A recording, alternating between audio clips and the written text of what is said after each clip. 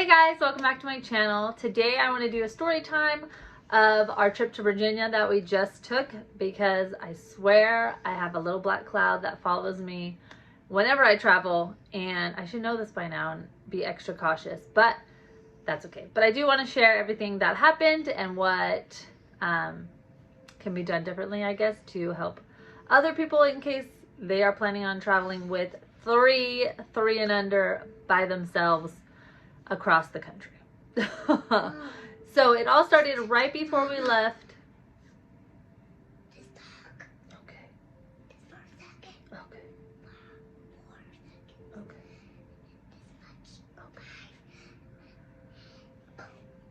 Okay. So it started 3 days before we left. My sister, well, we weren't gonna go because it's very expensive. I was gonna postpone it, this whole shebang. And then my sister's like, "What are you doing Saturday?" And I was like, "I don't know, it's Tuesday. I think I have a birthday party." And then she's like, "You're coming to Virginia." And she had bought all of us tickets to go on Saturday, 6:30 a.m. Problem number one. But we are so grateful for her to do that, and we overall had the best time. But let's go back. So we're super excited. I start packing on Friday night-ish. Everything. So I filmed it of all of our clothes lined up, and I forget, knowing now that I've been to Virginia now, forgot Mila's t-shirts. So I had everyone else's clothes except for Mila's t-shirts, which is fine. My sister has a daughter a little bit older than Mila, and she got to wear some of her clothes, so it was perfectly fine. Anywho, come the night before, I have mostly everything packed.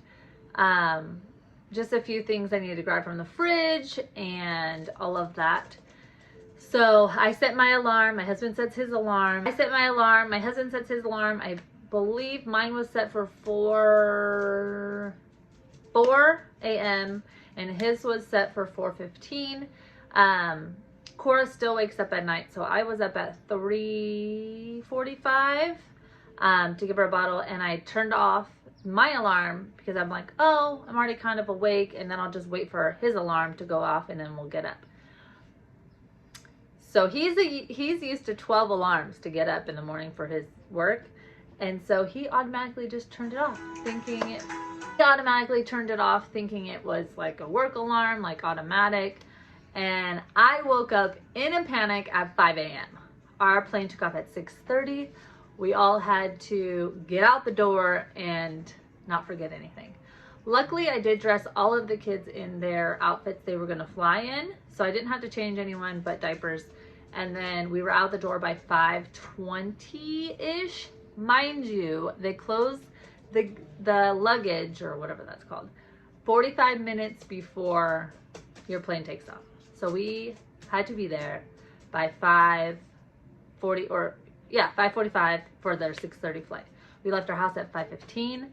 We live probably about 20 minutes away from the airport. My husband is driving extremely fast. My bright idea, I did buy a dolly for Kane's car seat because I wanted to take it on the plane, which I'll get into all of that, I think, in another video of different tricks I tried and failed at. But we put him on the dolly, strapped him in his car seat. My husband was able to come all the way to the gate with us, but we go into the airport. We're racing in. They are closing luggage, and they let us in, thankfully, as I'm running to them. So they take our bag. My husband gets a gate pass. He comes all the way to the front with us. They are calling like last call for this flight. If you're on it, last call. We're still in security. They're swabbing my hands, they're swabbing the formula, they're swabbing the bottles, they're swabbing the water, they're swabbing the car seat. They're taking like 15 years. And I'm like getting real nauseous at this point. Usually like anxiety will make me a little nauseous. So I'm like super nauseous. Like, we're just gonna leave the car seat. We can't do this. Anyhow, we get through, we go up, they let us on the plane, and I'm like, blah. My husband, we say goodbye, he leaves, we get on the plane. We're last to get on, obviously. They closed the door right behind us.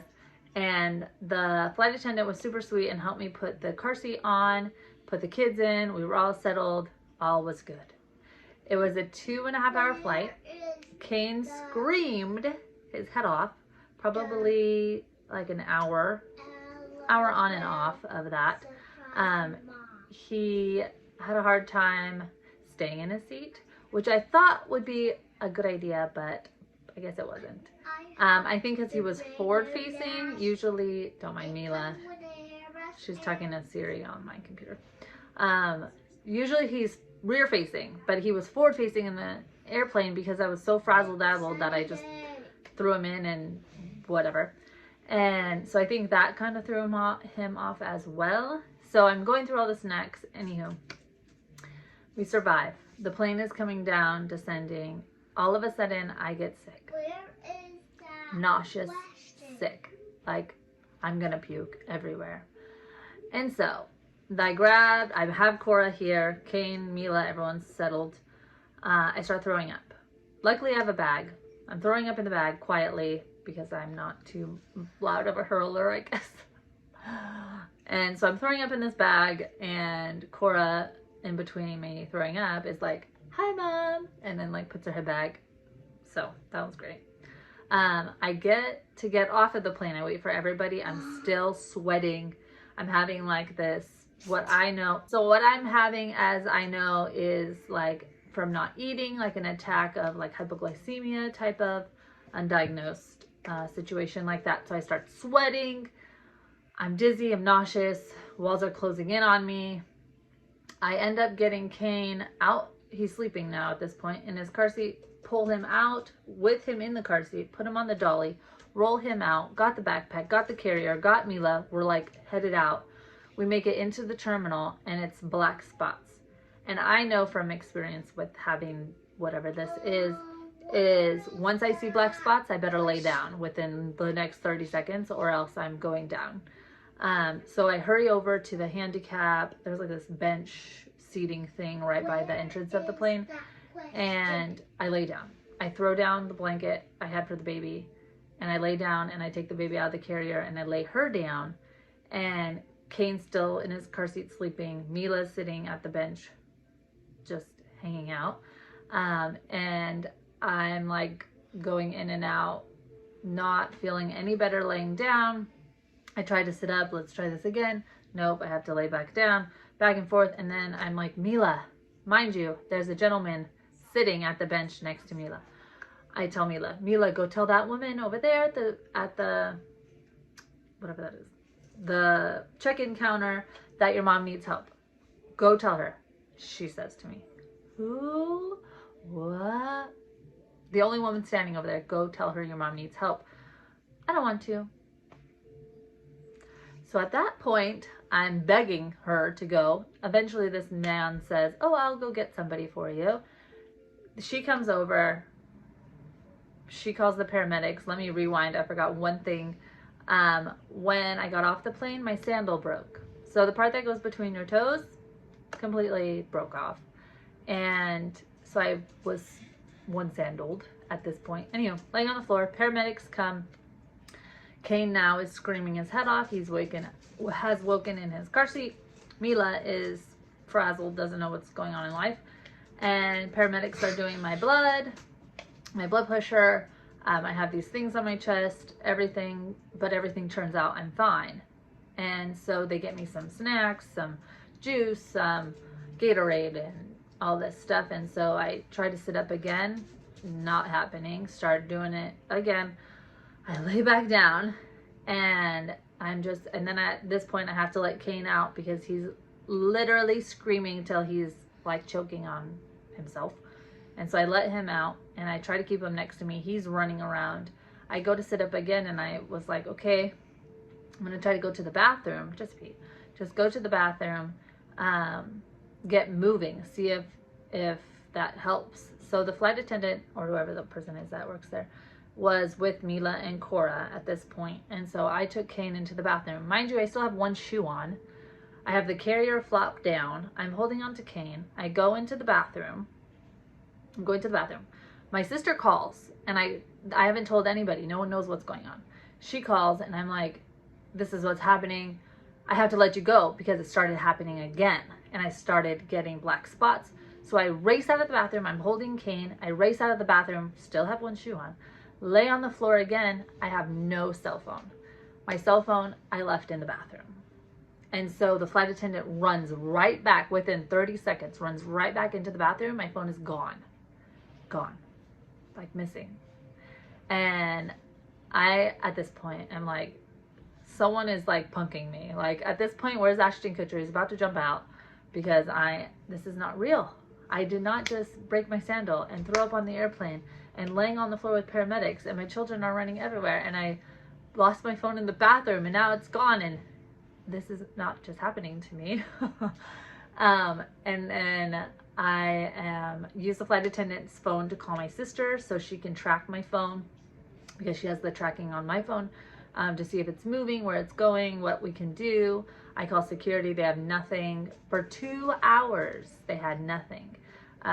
No phones were turned in, and eventually someone did turn my phone in, and I began to feel a lot better. And I was eating everything they gave me and all of the stuff, and they gave me, I want to say it's Zofran. I could be so wrong. It could be the anxiety medication, but the nausea medication, Zoloft or Zofran, one of the two she gave me, and that seemed to help a little bit, but not really. So I finally was okay. My sister said she's calling her brother-in-law. He was going to fly the rest of the flight with me because he lives in Colorado.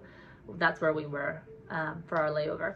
And so he comes. I get the kids food. I get super glue for my shoe because my shoe obviously was broken. And the cheapest pair of sandals they had at the airport were $90. $90 for a pair of sandals. I wasn't going to do it. So I bought a $3 thing of super glue and I super glued my shoe, got the kids some food, got everyone settled. They moved my flight to the next flight. My sister's brother-in-law was planning on moving to Virginia anyways. So this was just an easier time, or a week in advance or 2 weeks in advance of when he was planning on moving. So it really worked out for all of us. And he flew the rest of the way with me and we made it to Virginia and we had the best time with my sister. But that whole saga in the beginning was insane. Like something you could like write a book about it. It's so crazy. Let me know if this has happened to you. It's actually happened to me a million bazillion times on the Midway ship. It's happened at an air show. It's happened when I worked at SeaWorld. It's happened so many times, and it usually happens when I don't eat. And I didn't eat breakfast that morning because I was racing around and the anxiety of the whole shebang, and that's what happens. So that is it for my story time of traveling with three and under to Virginia, well, Washington, and then we drove to Virginia.